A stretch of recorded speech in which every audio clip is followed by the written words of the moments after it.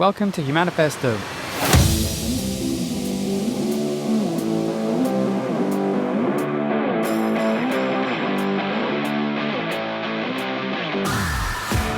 Today we're talking about authenticity and why it's so essential for those of us with ADHD.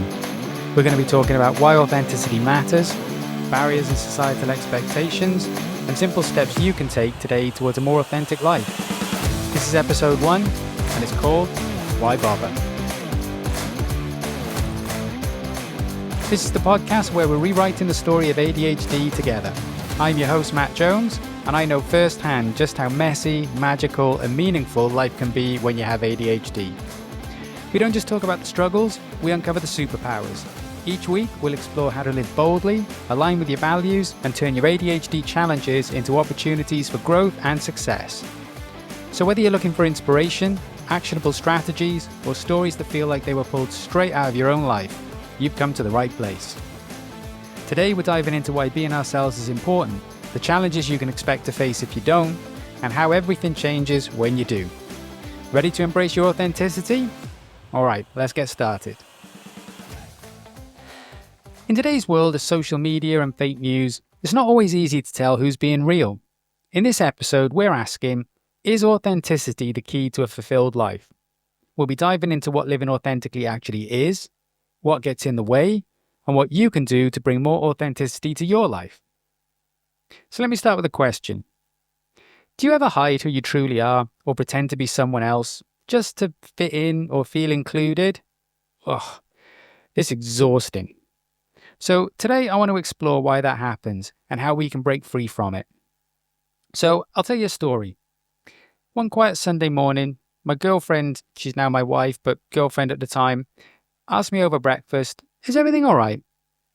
And I was a bit sort of taken aback at the question, instantly feeling a bit defensive. And I asked why she's asking. And she explained that I'd just been different lately. I was like, well, different? How do you mean different? So she's telling me that I was less affectionate. I was more easily frustrated. I was going to bed late, waking up late, to the point where it felt like we were living in different time zones or even different lives. And as she was telling me that, I just froze. I wanted to speak, but the words just wouldn't come out. And in that moment, I became acutely aware that she was right, but I didn't have an explanation. She was visibly anxious and pressed a bit further, and she was asking me, is it something she did, and whether I still loved her? And at that moment, I just broke down, and I couldn't stop crying. I realized that she was right. I had been pushing her away, unknowingly, of course. Or maybe not, of course, but unknowingly either way. And that feeling, right, it led to a really long conversation, but that feeling of knowing that I was hurting her with the way that I was motivated me to reach out to a doctor. And over the course of the next 3 years, I went through several specialists until I was eventually diagnosed with cyclothymia. And during the assessment, the psychologist asked me if I'd ever been assessed for ADHD. A bit more on my ADHD diagnosis in a second. But looking back now from today, I can clearly see that I'd just been masking my ADHD traits to be the perfect partner. Every day acting like someone without ADHD. Trying to come across as organized and reliable and calm, consistent even. But that constant performance was draining me. My mind was racing at night, it kept me awake. It was impossible to relax. I couldn't sleep properly. And my body too became so exhausted that I just felt like I couldn't get out of bed in the mornings. So I pulled away from physical affection. I was basically ashamed of myself of falling apart behind closed doors. Deep down, I was just terrified, honestly, that she'd eventually leave me, just like everyone important always seemed to in my past. So in this sort of like twisted effort to protect myself from being abandoned, I was subconsciously pushing her away before she could reject me.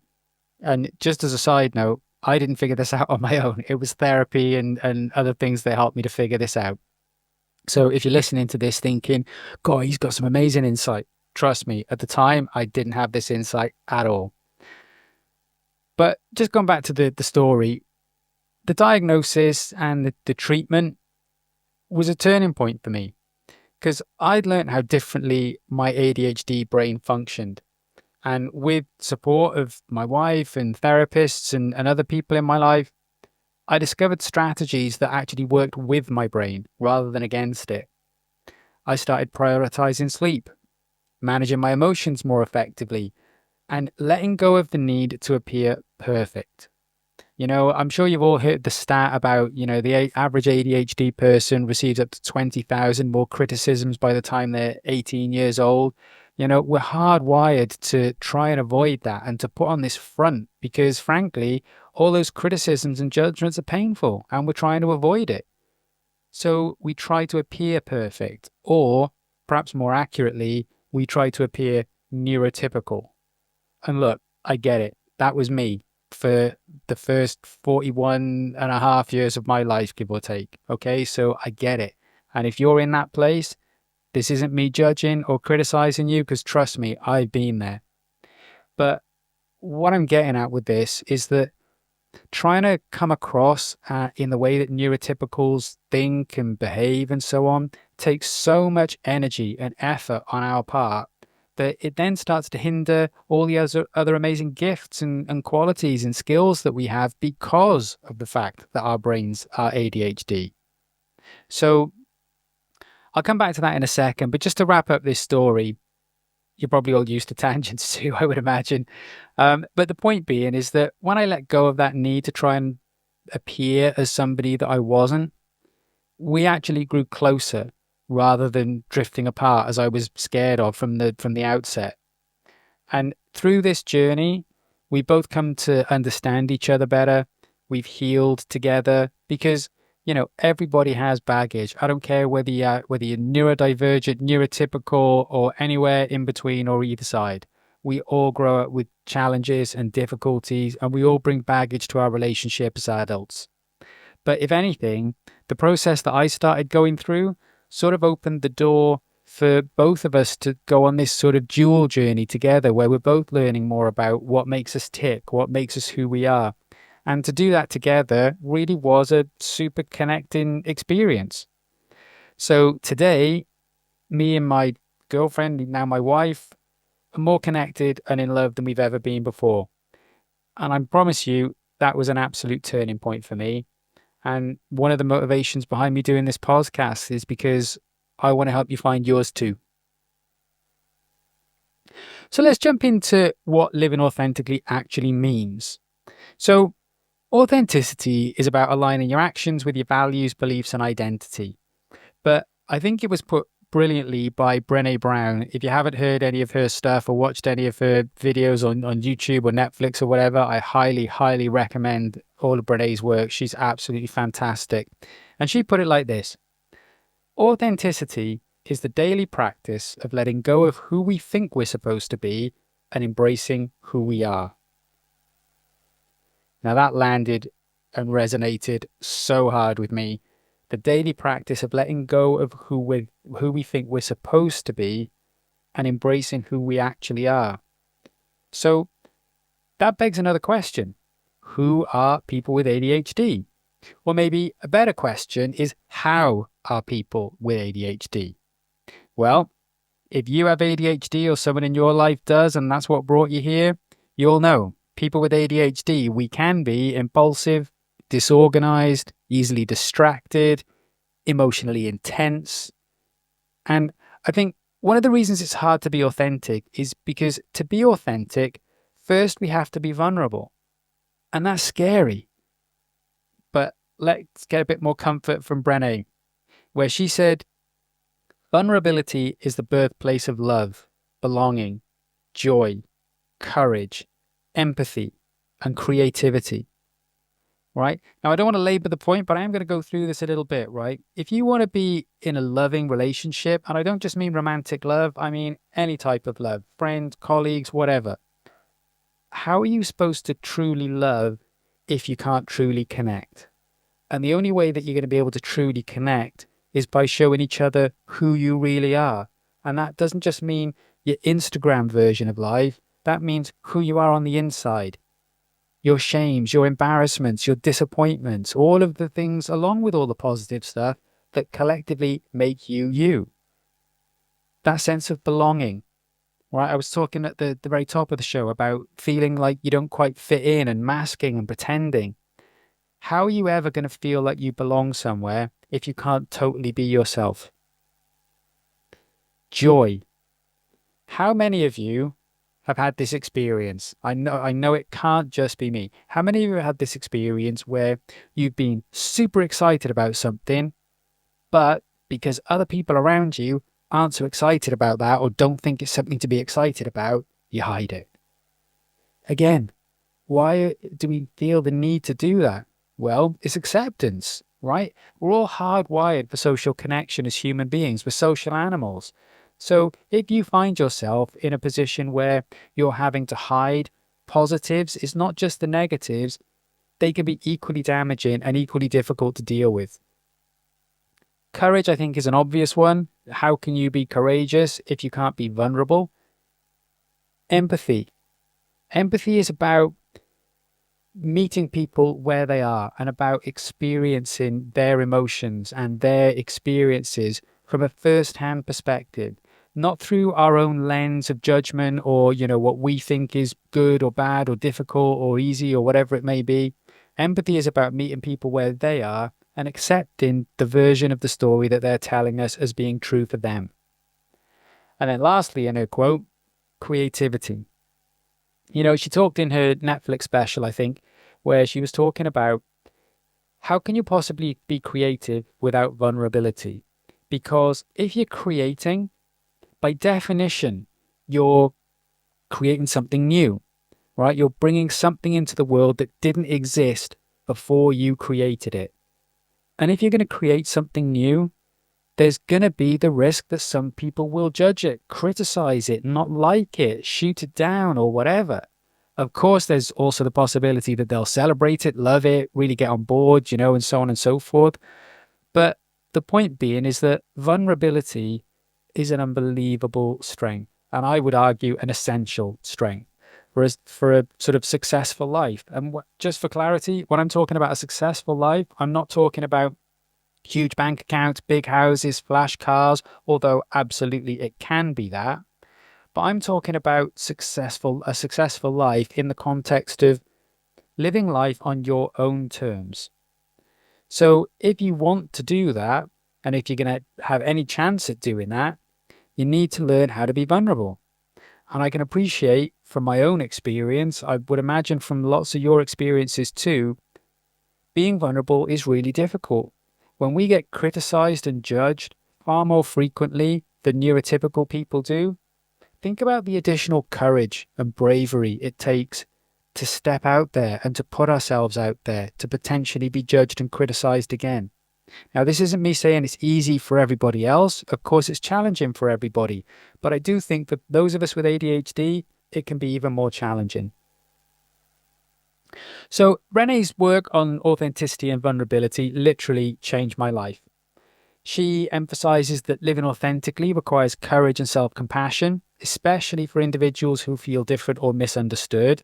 And ADHD has definitely fit into that category. And one of the books that she wrote called The Gifts of Imperfection, in that she's discussing how embracing vulnerability leads to stronger connections and improved mental health. And that also resonated really deeply with me. And I'm sure with lots of other ADHDers and neurodiverse people as well, who have had that experience all too often of having to mask our true selves in order to avoid rejection. So let me give you another example from Brené's work.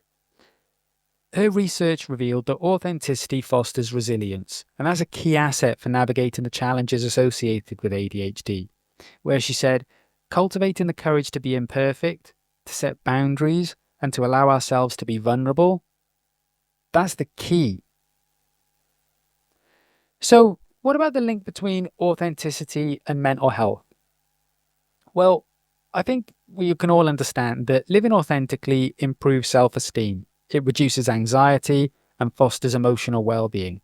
That's been proved time and again with studies that show how authenticity reduces stress and boost resilience, like Sheldon et al. From 97. And in Sheldon's study, it highlighted how living in alignment with one's core values enhances emotional well-being and satisfaction. And for people with ADHD, that can mean the difference between thriving and constant burnout. So, for example, those who mask their symptoms or try to conform to societal norms often experience heightened stress and diminished self-esteem. And look, I know I'm not telling you stuff you don't already know. I'm sure you've all had experiences where you were having to sort of mask or conform to feel like you fit in, and that caused you to start feeling more stressed. It started to lower your self-esteem, and it probably took a fair bit of time for you to recover, whether it's getting back from that social event or whatever it may be, and needing a bit of time on your own just to sort of rest and recharge. So I'm going to tell you a story from my own experience where a long time of masking, albeit this was before my diagnosis, but that's not a sort of excuse or a justification. But I want to tell you a story about how a long period of masking led to pretty severe burnout for me. So one morning, this was during the pandemic, for those of you that can remember that, and I was working from home. I got a message from my boss just saying, "Do you have 2 minutes to talk?" And my heart sank.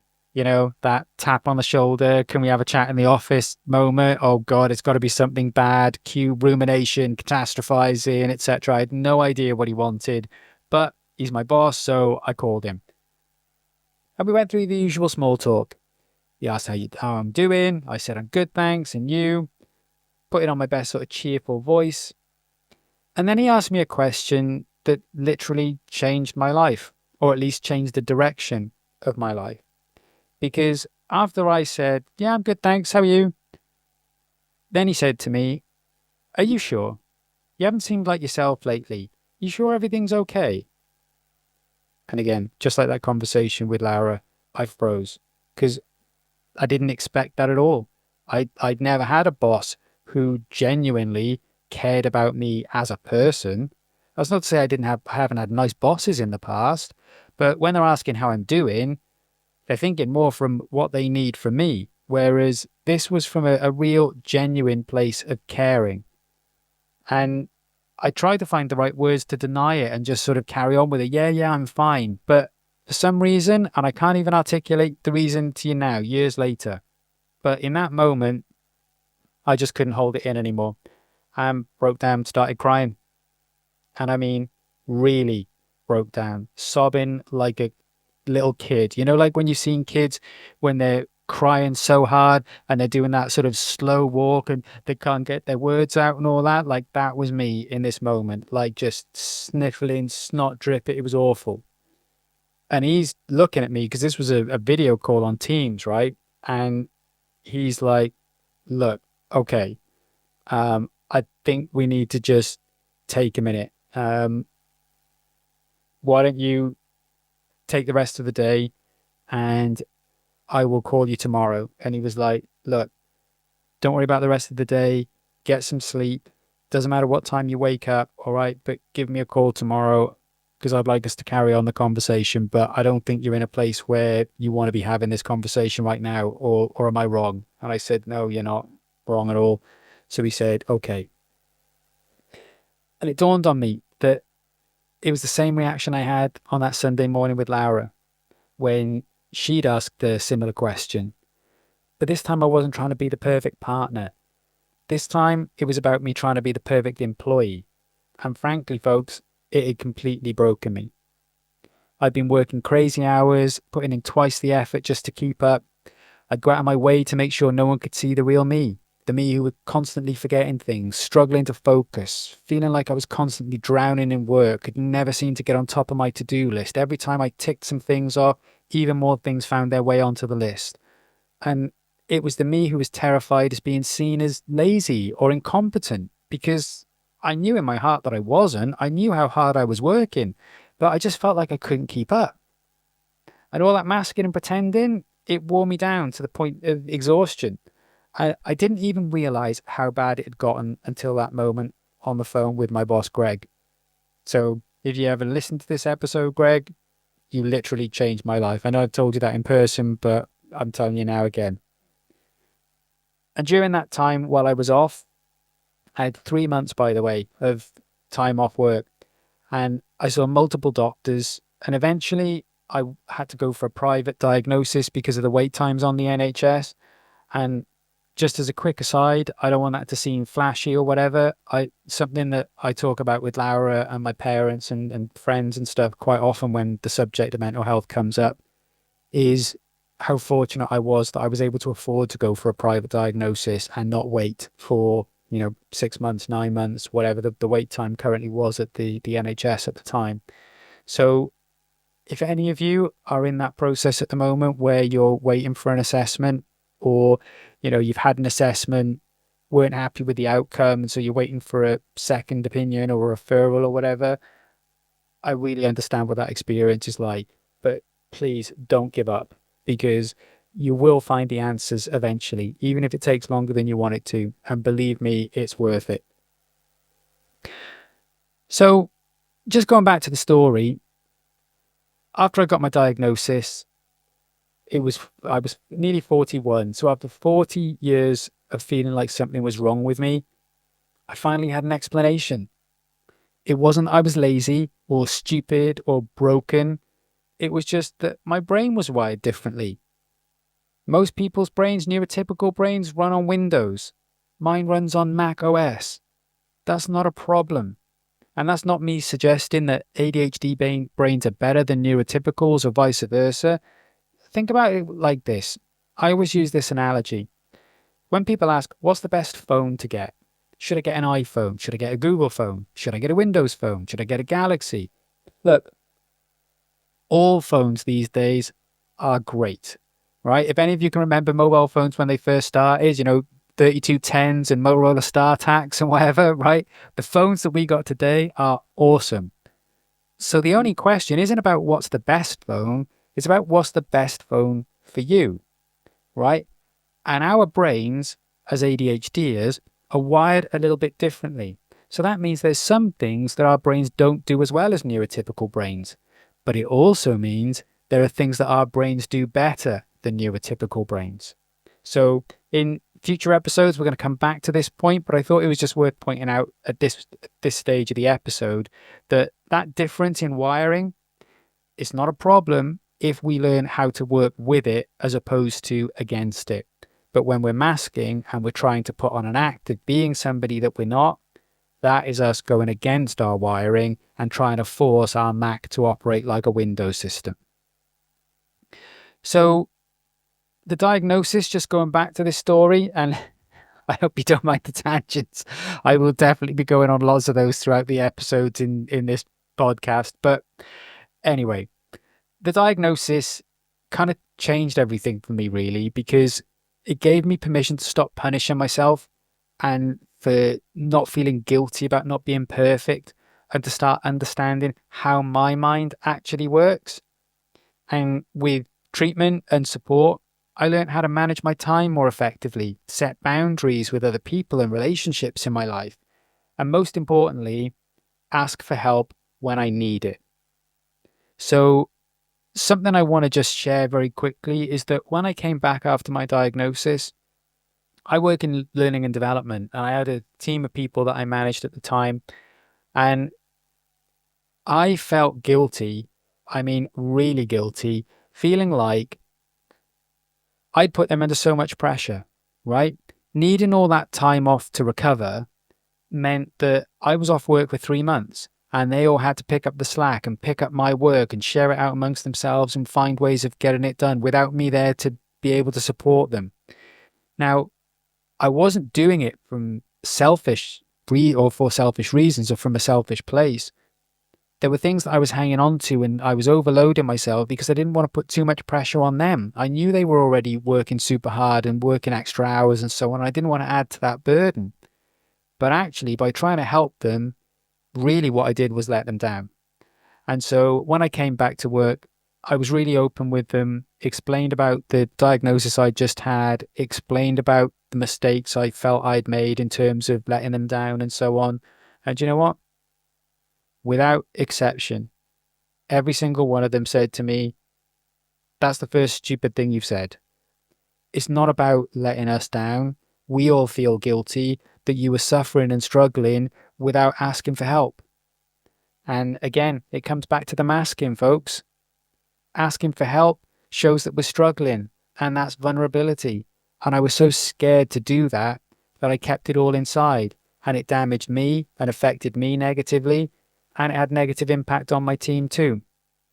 So when I was able to stop punishing myself, that treatment and support helped me to do things in a way that I needed to.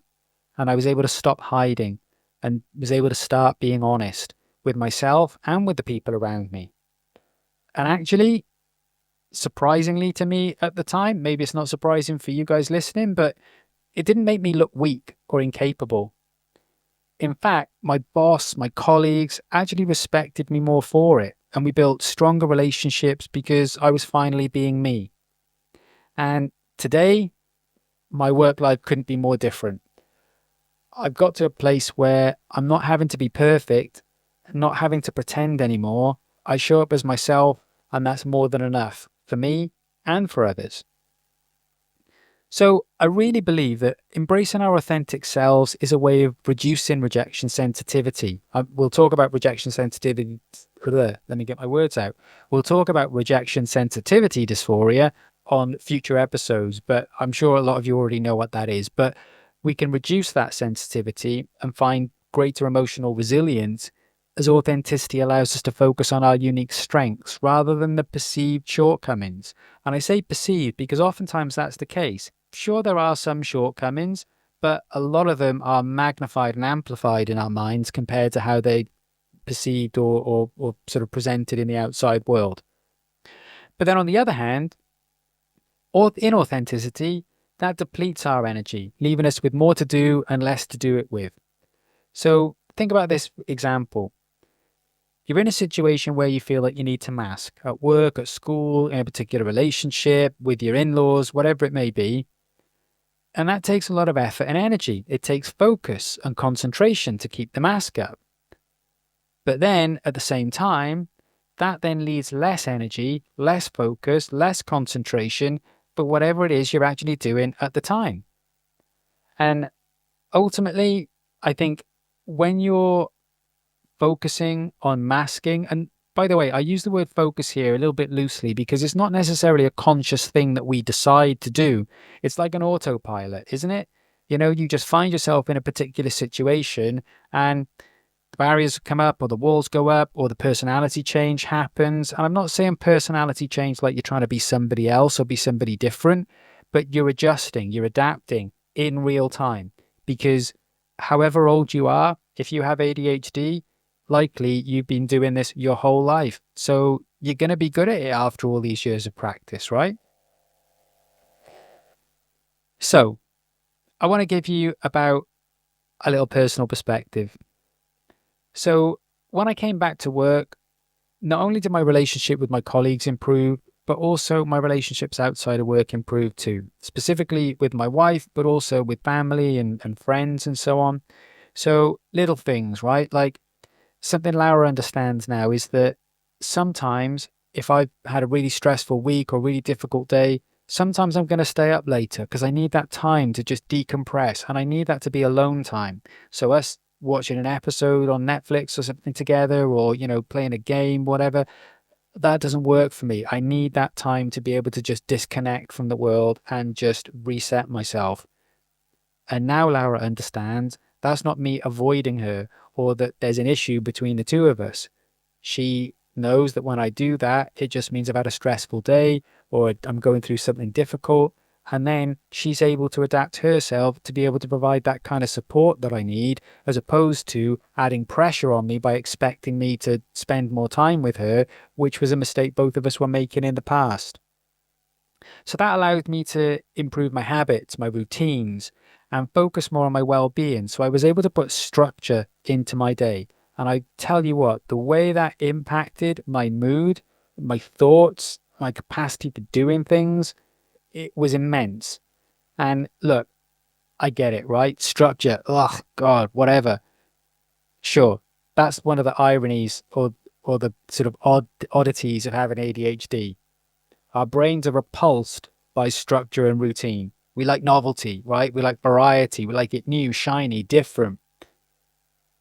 But even though we might be repulsed by structure and routines, let me tell you, folks, we can't operate successfully without them. We just can't. Now, that doesn't mean to say that we need rigid structures and routines like might work for a neurotypical. Again, it's about going with the flow of our brains, our natural ebbs and flows, our natural rhythm, and finding ways of building structures around the way that we naturally are. So, leave you with a key point here before we move on, and that's that when I stopped trying to be who I thought others wanted me to be, everything changed. And as Carl Jung said, the privilege of a lifetime is to become who you truly are. So now I want to move on and talk a little bit about barriers to authenticity for ADHDers. Okay, so why is it that we struggle so much with authenticity? So, few common barriers, and I'm sure a lot of these are going to sound familiar. One is masking to avoid judgment, which we've talked about. But there's also things like people pleasing to gain acceptance. Okay, so I'm sure you've all had that experience like me where, you've moved to a new place, started a new school, gone to a new uni, started a new job, and you're trying to make friends. And you see there's a couple of people that you think you might get on with, but you quickly realize that in order to fit in with those people, you're having to adapt yourself somehow. And it feels a bit awkward. But hey, you've done that all your life, so what's the difference, right? And you carry on. And then eventually you get to a point where that relationship or those friendships start to feel draining. And that little voice in your head is kind of telling you, see, I told you right from the beginning, this one wasn't going to work. And what about fear of rejection? My God, that's something I struggle with. Procrastination, holding back, hiding, struggling to identify what you want because you're impulsive and you hyper-focus on external validation. And in terms of treatments, there's lots of things you can try, right? I've found that talk therapy and medication is the best combo for me with my ADHD, but that's not me saying that's the right thing for everybody. Again, it's going to be unique to you. ADHD is a spectrum. It's not something that's binary, that you either have or don't have. I bet you could talk to 100 different people with ADHD, and whilst there'll be lots of overlap on the Venn diagram, they'll all tell you some unique things that are slightly different just about them that don't necessarily apply to other people with ADHD. So, for example, I tried cognitive behavioral therapy. Didn't work for me. Why? Because it's a bad modality? Not at all. I think CBT can be excellent. But the problem for me was whenever I went along to a CBT session, it always started with the same question. Some version of what do I want? And for me, I was sitting there and I would say to the therapist, like, how am I supposed to know what I want when I don't really know who I am? I got to a point, 40 years undiagnosed, got me to the point where I was like a caricature based on how the world sees me and who I think they want me to be. And if you look at the research, it highlights how masking, that act of hiding or suppressing your neurodivergent traits to fit societal norms can lead to significant challenges with your mental health. Not just things like anxiety and depression and emotional exhaustion, but it can also affect your self-identity. Right? When you're so easy to adapt like a chameleon, which a lot of us with ADHD are, because our brains work quick, we scan the environment, we identify immediately what's required, and we can slip into that mode almost like a sort of method actor. It puts you in a position where, like me, you can start to lose sight of who you really are and forget what makes you tick and what makes you happy, what makes you feel fulfilled.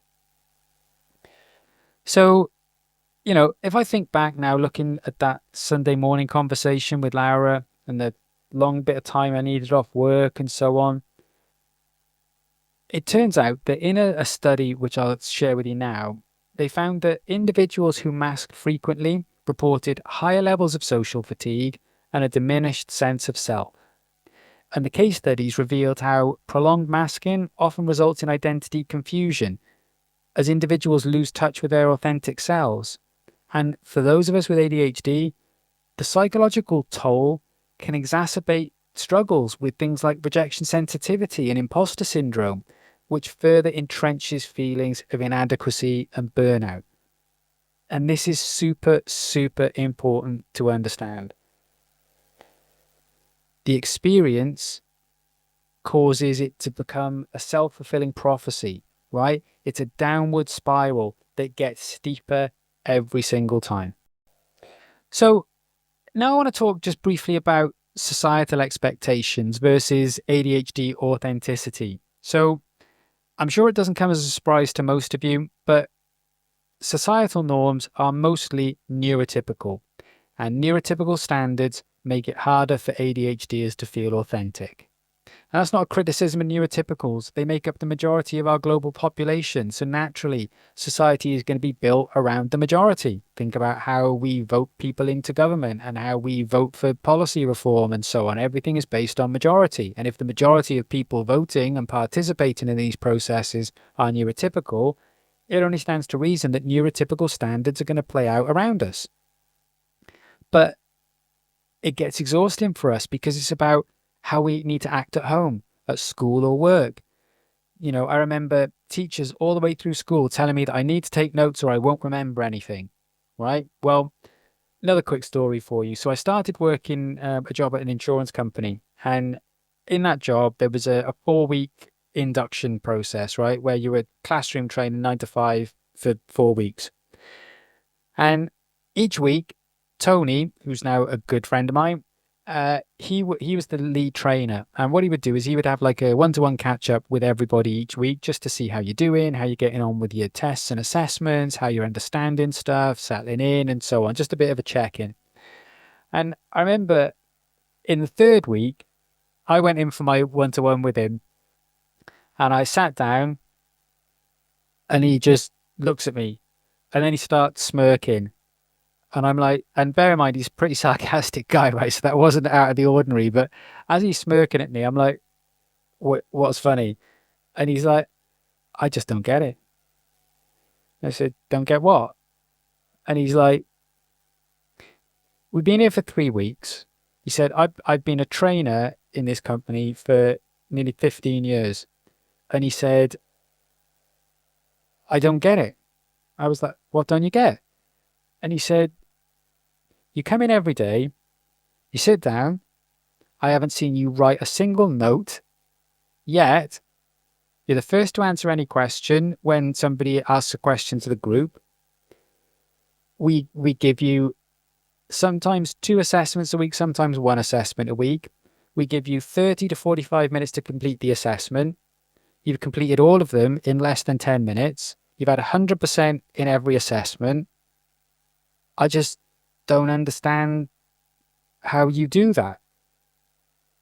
And for me, whilst I understood the question, I thought it was a bit of an odd question, because when I remember back in school or university, albeit I wrote more notes in uni than I did in school, but I used to see people who'd write down every single thing the teacher would say. And I'd think, why are you doing that? Why don't you just remember it?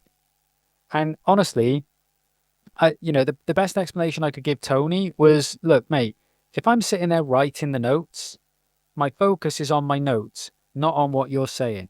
So albeit I'll put it all down parrot fashion, I'm not going to remember any of that. Okay? But if I sit there and I pay attention and I listen to you, and sometimes I won't be looking at you, sometimes I'll be looking out the window, sometimes I'll be doodling, sometimes I'll be fidgeting with something. But I'm listening and it's all going in. And if it's going in and I understand it, I remember it. And then I'm able to write it back out, parrot fashion or whatever, when I'm writing my assessments or doing my tests or whatever it may be. And there is a ton of research out there that demonstrates that loads of workplace expectations, things like strict adherence to schedules, maintaining consistent focus, and excelling in environments that require high levels of organization, are rooted in neurotypical norms. And that can marginalize neurodivergent individuals. I bet, you've had experiences of this yourself. And please feel free, by the way, I've just realized first episode, so bear with me. If you've got examples that you want to share, you can do that on the website. You can do that through our Instagram, or you can do that through our LinkedIn pages and so on. I'd love to hear from you and see what examples you have to share. I'll get better at reminding you to do stuff like that as we go on, all right? Anyway, so what does this all mean? Well, I think that the fact that our challenges are largely invisible limits society's capacity for change. So think about things like visible challenges. So things like physical impairments or disabilities, for example.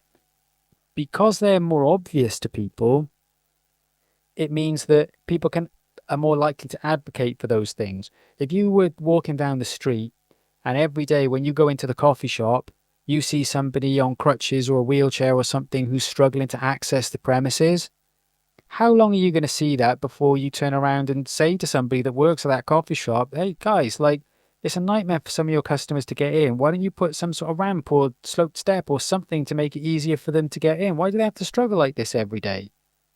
Because we can see it. But with our challenges as neurodivergent individuals, people struggle to see it.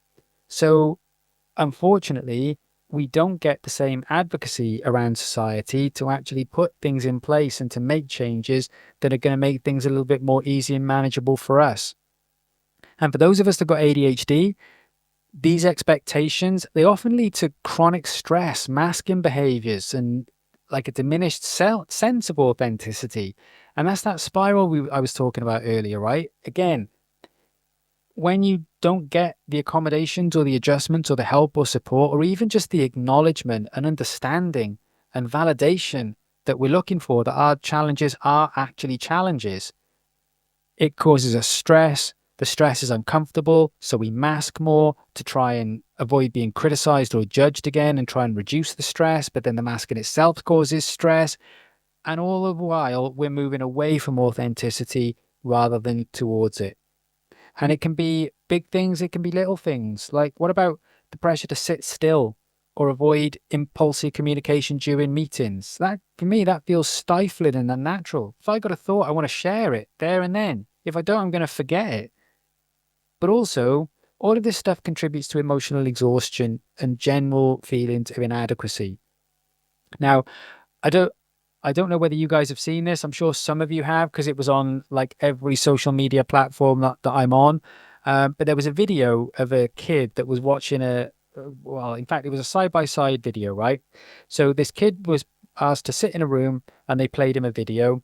And then after he watched that for 10 minutes, they said, right, now we're going to play you another video and we'd like you to watch this one again for about 10 minutes. So the video that I saw online actually had the recordings of these two viewing sessions on a side-by-side visual, right?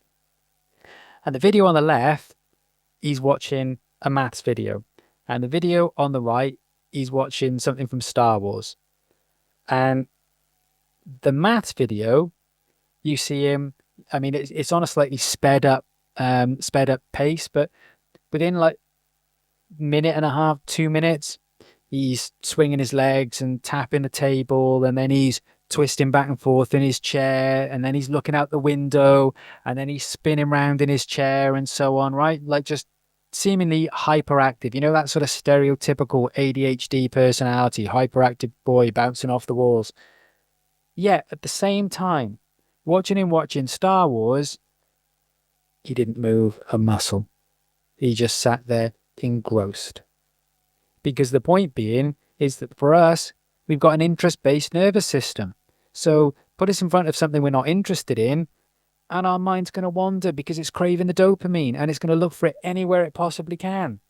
But if we're doing something that we're interested in, then we're getting that reward chemical pumping through our brains and it allows us to focus. And that's where hyperfocus comes in, right? I'm sure you've all had that experience at least once or twice in your life. So it's all about working with our brains rather than against. So the key point here is when society is setting the standard for normal, it's no wonder that those of us with neurodivergent conditions and traits feel out of place. So Matt, what's the point of all this? This is all very interesting, but what if I want to actually do something? Well, let me take you through a few steps now to wrap up, okay? So this is going to be a guided exercise to help you identify your core values. Because step one is about understanding who you are on the inside and what makes you tick. Okay.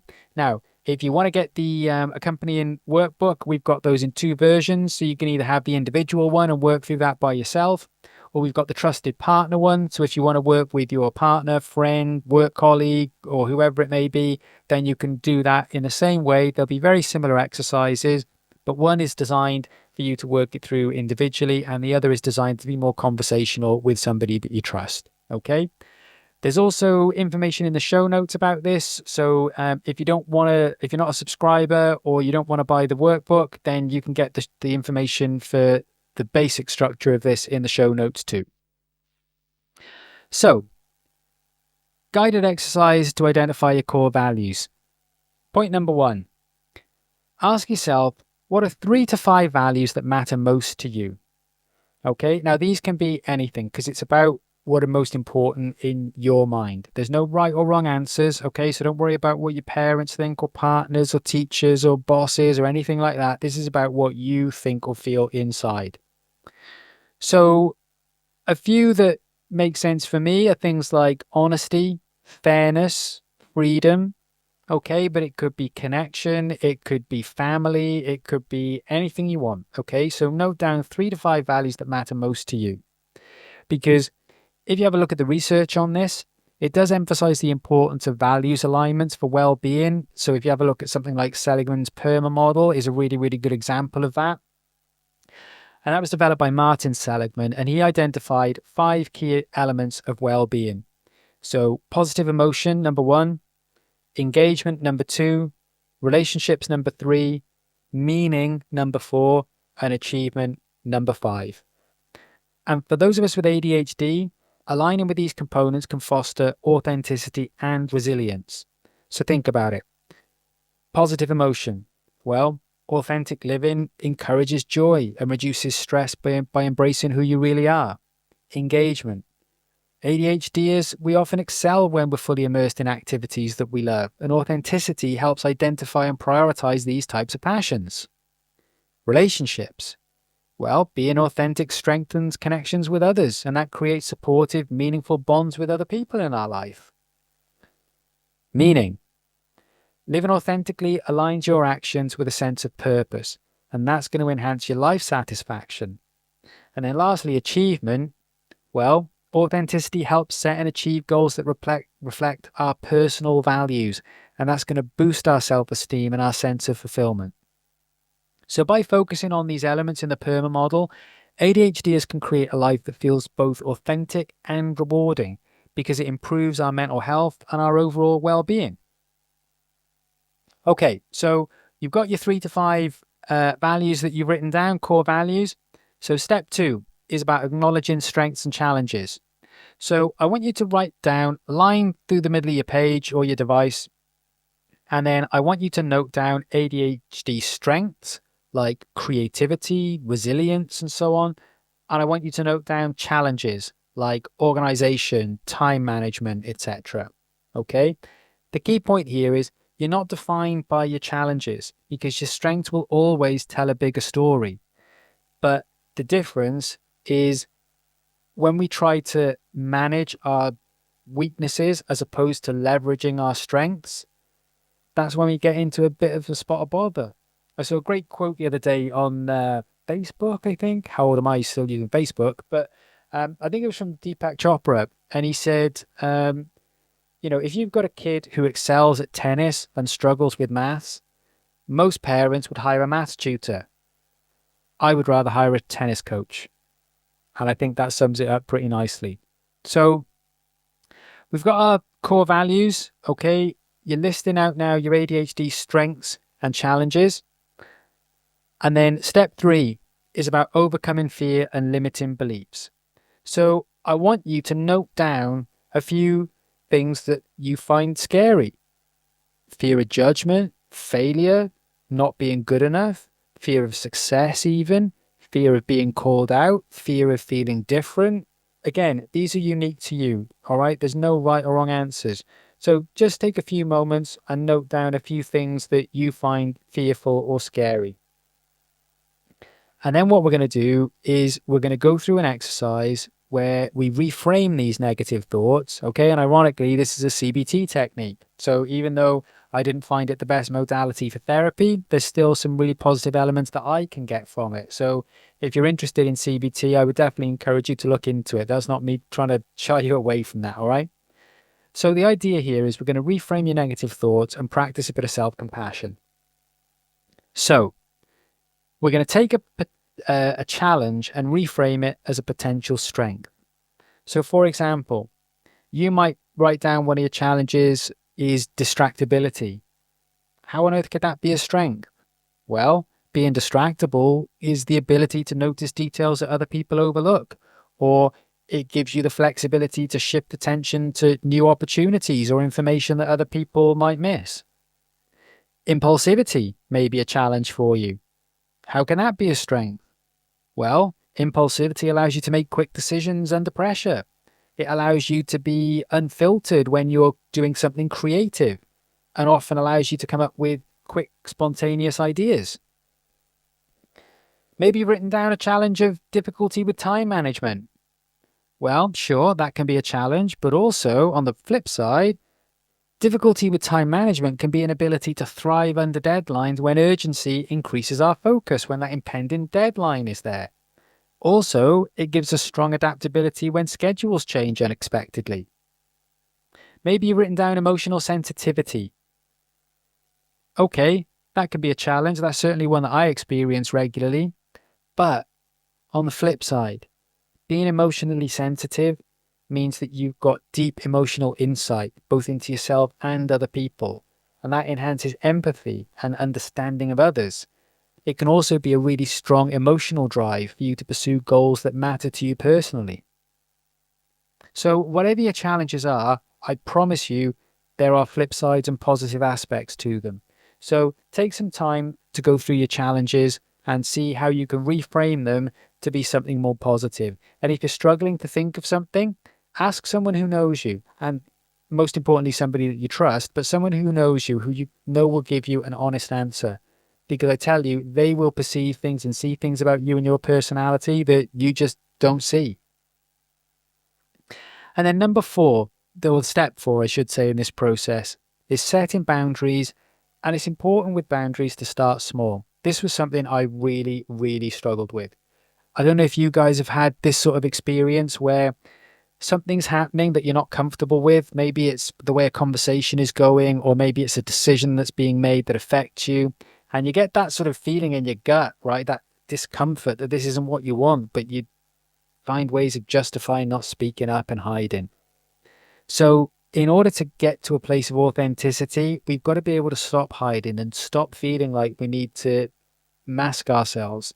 So it's really important to set boundaries with people or environments that force that inauthenticity in us. So start with small, authentic steps. Now that could be things like sharing an ADHD quirk with a trusted friend, or prioritizing a hobby that you've been neglecting for a while.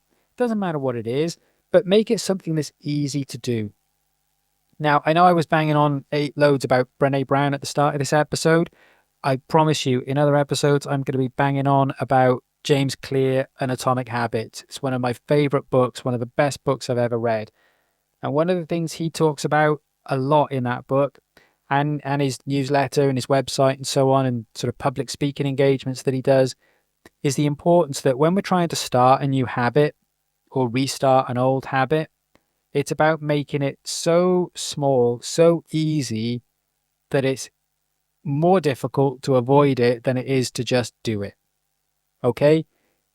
Because the key point in all of this, guys and girls, authenticity doesn't happen overnight, right? It's small steps over time that build up momentum.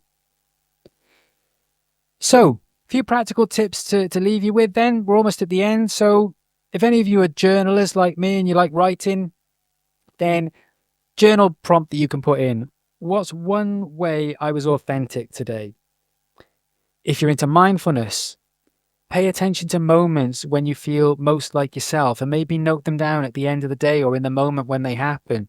Just start to bring to your attention those examples and those scenarios where you're more authentic and more true to who you really are. And maybe you're more about community. So seek out ADHD-friendly spaces where you can show up as your true self. The point being is start where you are and start taking those steps forward. It's not about dealing with the whole journey in one go, right? Step by step. So I'm going to leave you with a challenge this week. What I want you to do is identify one area where you're holding back and figure out one small, authentic step you can take. So let me know where you're holding back and what you can do to take a small step towards authenticity. Links for the Humanifesto socials are on the podcast. They're in the show notes. So please get in touch. So is the email if you'd rather send us something a bit more long form. And you can find all of those in the description below as well. So this week, keep in mind the importance of living authentically, especially if you have ADHD. It'll be helping you with better mental health, stronger relationships, greater self-confidence. And take the time to identify your values, embrace your strengths, figure out small steps to overcome your challenges. And most of all, feel free to share and don't worry about getting it wrong, okay? Mistakes are stepping stones that are taking you exactly where you need to be, all right? So don't worry about dropping something, making a mistake. That's cool. That's going to happen, right? If you've got ADHD, you've probably done plenty of that in your life up to this point, all right? So roll with it. You know you can cope with that. And also, if you're a subscriber, you can use one of the accompanying workbooks for the episode to explore your authentic self. Or, as I mentioned, if you would rather work with somebody else that you trust, then you've got the trusted partner version as well. So, thanks for your time, everybody. It was great being with you here this week. I'd love to hear your stories, questions, and feedback about the show. So please do reach out on social or email me or go to the website. All details are in the description and the show notes. And if you found this helpful, please consider subscribing, rating, and sharing the podcast with somebody that you think would benefit from the conversation. So that's it for this episode. I hope it was useful for you. Have a great week. And remember, authenticity doesn't guarantee everyone will like you, but it does guarantee that you will. Thanks, John Lennon.